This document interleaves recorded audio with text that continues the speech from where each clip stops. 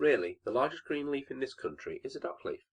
If one holds it before one, it is like a whole apron, and if one holds it over one's head in rainy weather, it is almost as good as an umbrella, for it is so immensely large.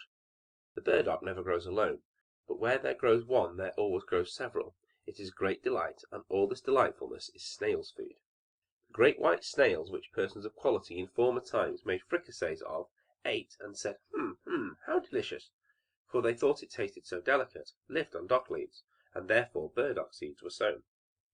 Now there was an old manor house, where they no longer ate snails; they were quite extinct, but the burdocks were not extinct. They grew and grew all over the walls and all the beds. They could not get mastery over them. It was the whole forest of burdocks. Here and there stood an apple and a plum tree, or else no one would ever have thought it was a garden. All was burdocks, and there lived the last two venerable old snails.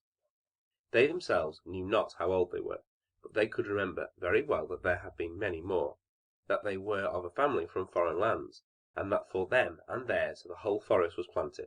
They had never been outside it, but they knew that there was still something more in the world, which was called the manor house, and that there they were boiled, and then they came back, and they were placed on a silver dish. But what happened further they knew not, or, in fact, what it was to be boiled and lie on a silver dish they could not possibly imagine. But it was said to be delightful, and particularly genteel. Neither the chafers, the toads, nor the earthworms, who they asked about it, could give them any information. None of them had ever been boiled or laid on a silver dish. The old white snails were the first persons of distinction in the world, that they knew. The forest was planted for their sake, and the manor house was there so that they might be boiled and laid upon a silver dish. Now they had lived a very lonely and happy life, and as they had no children themselves, they had adopted a little common snail, which they brought up as their own. But the little one would not grow, for he was of a common family. But the old ones, especially Dame Mother Snail, thought they could observe how he increased in size, and she begged father, if he could not see it, that he would at least feel the little snail's shell, and then he felt it, and he found the good dame was right. One day there was a heavy storm of rain. "Hear how it beats down like a drum upon the dock leaves," said Father Snail. "There are also raindrops," said Mother Snail, "and now the rain pours right down the stalk.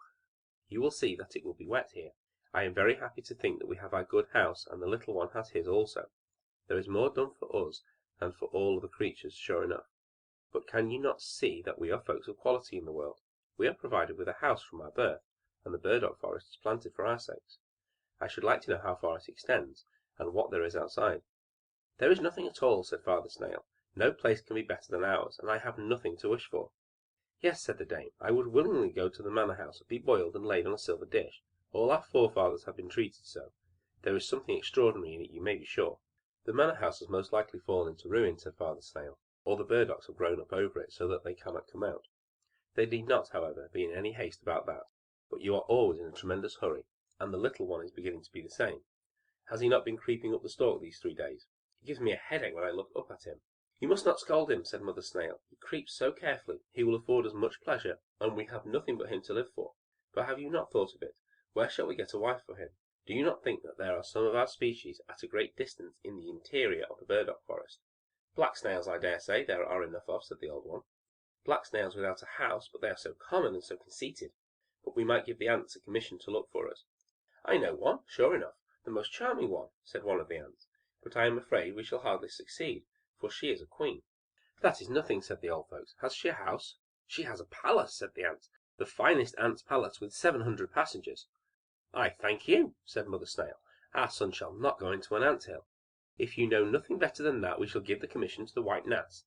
They fly far and wide in rain and sunshine. They know the whole forest here, both within and without." "We have a wife for him," said the gnats. "At 100 human paces from here there sits a little snail in her house on a gooseberry bush. She is quite lonely, and old enough to be married.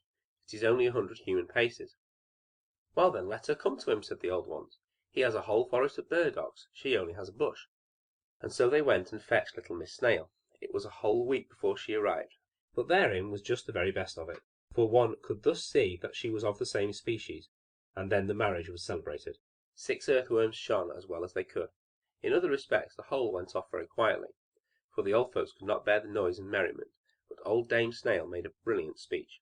Father Snail could not speak, he was too much affected, and so they gave them as a dowry and inheritance the whole forest of burdocks, and said what they had always said, that it was the best in the world. And if they lived honestly and decently, and increased and multiplied, they and their children would once in the course of time come to the manor house, be boiled black, and laid on silver dishes. After this speech was made, the old ones crept into their shells, and never more came out. They slept, the young couple governed the forest, and had numerous progeny, but they were never boiled, and never came on to the silver dishes.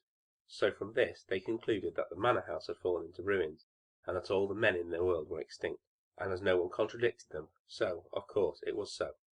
And the rain beat down on the burdock leaves to make drum music for their sake, and the sun shone in order to give the burdock forest a colour for their sakes. And they were very happy, and the whole family was happy, for they indeed were so.